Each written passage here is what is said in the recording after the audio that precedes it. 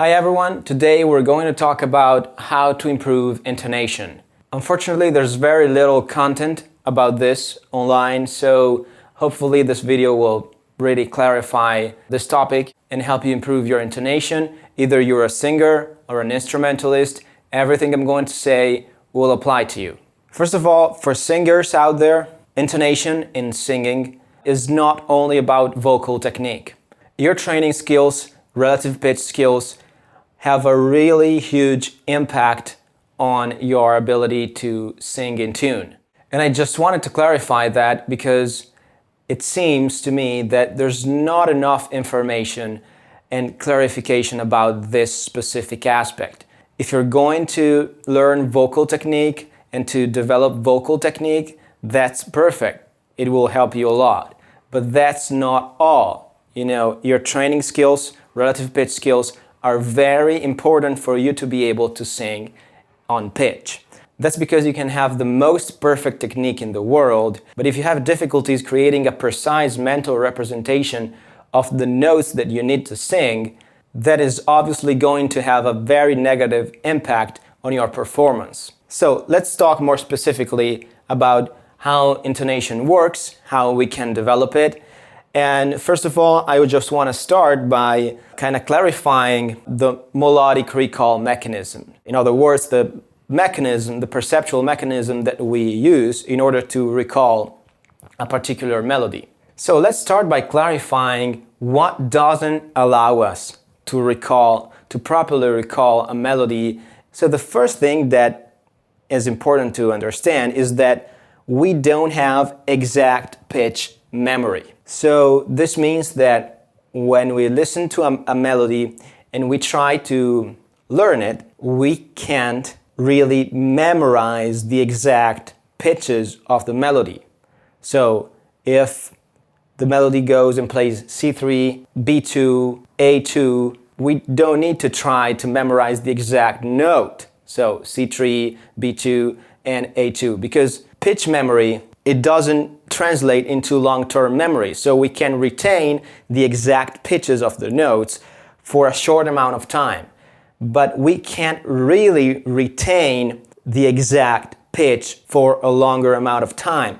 As soon as we think of something else, we tend to lose the exact pitches of the notes. And of course, there are some exceptions to this rule. For example, people who have perfect pitch, they can of course retain the exact pitch for a longer time because they feel each exact pitch as different from one another. But generally, if you don't have perfect pitch, which is most people don't have perfect pitch, we can't do that. People like me, like probably you, that don't have perfect pitch, cannot memorize the exact pitch of the note and retain the exact pitch of the note long term. So trying to do that will only cause you a lot of frustration and no results. The second thing that people try to do when they want to memorize a melody and be able to sing it on pitch is thinking of intervals and memorizing the intervals between the notes. That's another thing that will cause you a lot of frustration. That's because thinking of interval doesn't take into account the context in which the melody is played in. So you don't take into account how the sound of the context, of the harmonic context, the key, for example, influence the perception of the notes. So the same interval can feel extremely different depending on the function that it assumes inside the key. So for example, let's say that we are in the key of C major. If we take the major third interval that goes from C to E, it will sound totally different than the same major third interval that goes from G to B, because the first interval starts on the tonic and goes on the major third of the key. So it's tonic and third degree of the key, and it has a very, very major and kind of stable sound, whereas the interval from G to B has a very unstable sound because the notes are the fifth and seventh degree of the scale, so of the key. So it's a totally different sound. So in this example, the same major third interval assumes two very different sounds, two very different sensations. One is very stable and the other is really unstable. So that's one of the biggest problems of intervals, and there are lots of other issues with intervals. I made a specific video on that with multiple scientific studies quoted that really explains why and how intervals are an ineffective approach to ear training. So you can find a link to the video up here or in the description section of this video. That being said, intervals are not a good way to memorize a melody so that you can sing it back on pitch without any issues and without thinking of it, because they don't take into account the harmonic context, okay? They are acontextual exercises, and it's an acontextual, atonal way of thinking. Whereas the right and best way to really internalize a melody so that you can sing it without any pitch issues, you can sing it right on pitch without thinking a lot and without having to go crazy and figure out, oh, am I thinking the right interval or am I thinking the right pitch, okay?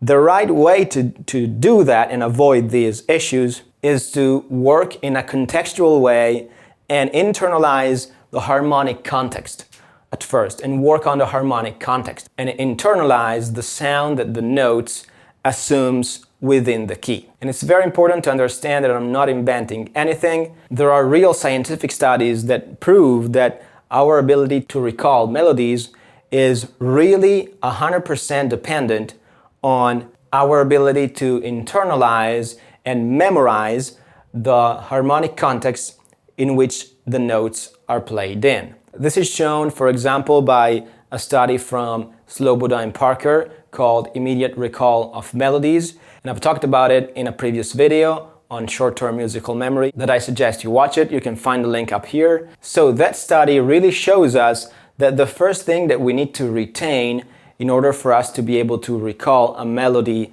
without issues is the harmonic context, is the tonal structure implied by the melody. This means that when we listen to a melody, we can just feel the tension and resolution sensation that are implied by that melody, and that allows us to really make sense of the melody by figuring out the tonal structure implied by the melody. And this doesn't mean that you need to know about music theory. I'm not saying that. You can just have a perception of the tonal structure without knowing that you are listening to the key of A major or the key of C minor or whatever. Okay, you can just feel that one note has a feeling of resolution, another note has a feeling of tension, and you can just form precise images in your mind of these sensations. And these sensations are what will guide you in properly recalling the melody without singing notes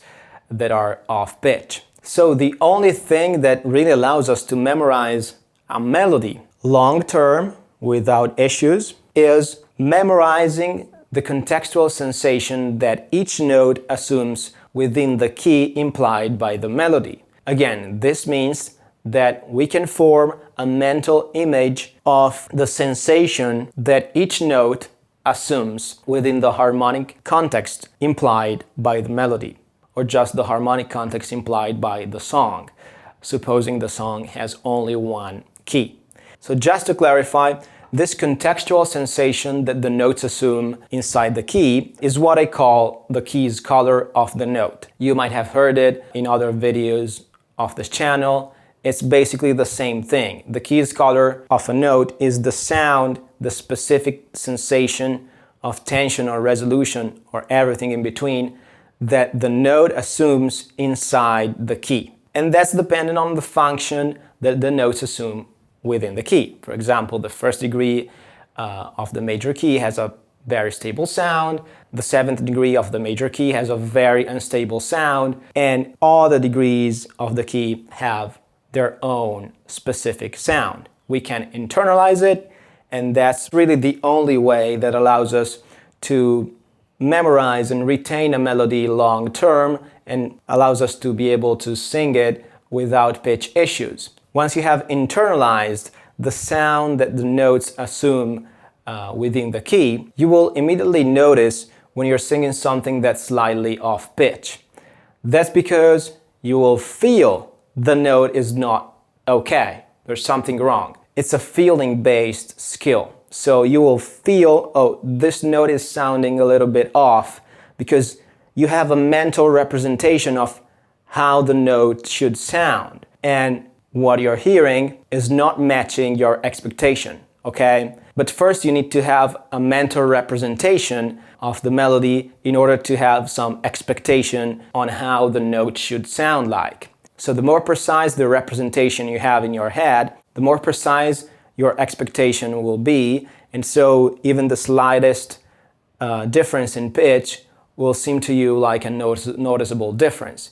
And that's what we want to achieve by facing ear training in this way. We want to really internalize the sound that the note assumes within the key and form a very precise mental representation of them, so that as soon as the note is slightly off pitch, you can immediately realize that and you can correct yourself.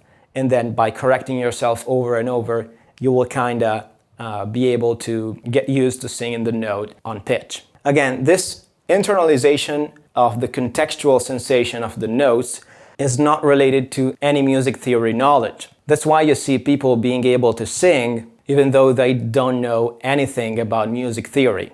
So they've just internalized the sensations that I'm talking about by singing, by playing music, by listening to music, etc.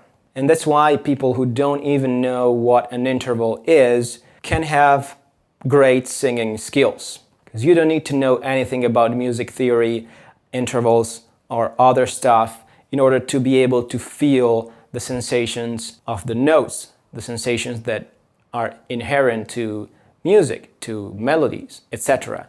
You can just listen to music and feel them. That being said, it's very important to clarify that developing great relative pitch skills doesn't naturally happen to everyone. But that doesn't matter at all, because you can develop these skills independently from your current level, from your age, or whatever. So you just need to be committed and to properly follow an effective ear training program that will help you to gradually improve from your current level to advanced skills. So that's very important because, as we've seen, not all ear training methods are effective, and not all ear training methods will really help you in the process of improving your intonation.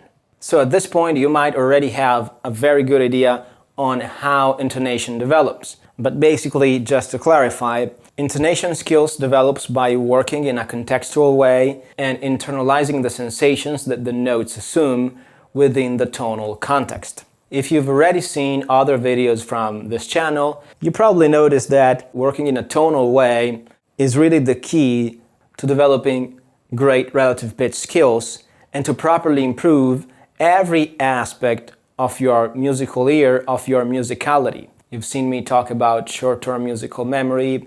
You've seen me talk about how to figure out melodies by ear, how to figure out chord progressions by ear.